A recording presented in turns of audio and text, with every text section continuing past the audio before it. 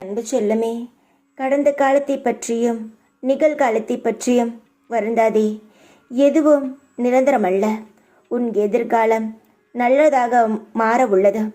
அதை உற்சாகத்துடன் வரவேற்க தயாராக இரு. நான் அதற்கான வேலைகளை துவங்கிவிட்டேன்.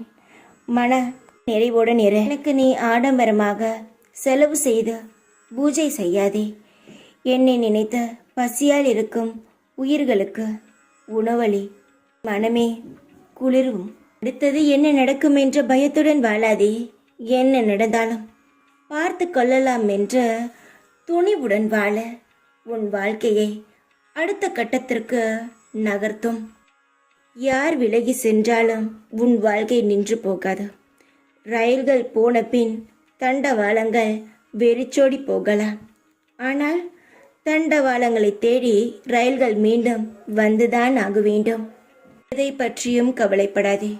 நீ உண்மையாகவும் நேர்மையாகவும் இருந்தால் யார் எங்கு சென்றாலும் உன்னிடம்தான் வந்து சேர வேண்டும்.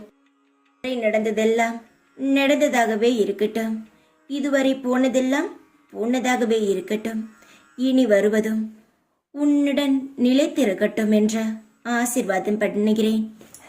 இதுவரை நீ இழந்ததை பல மடங்கு, 1 மடங்கோ 2 மடங்கோ இல்லை, பல மடங்கான பரிசாக நான் உன் கையில் வந்து சேர்ப்பேன்.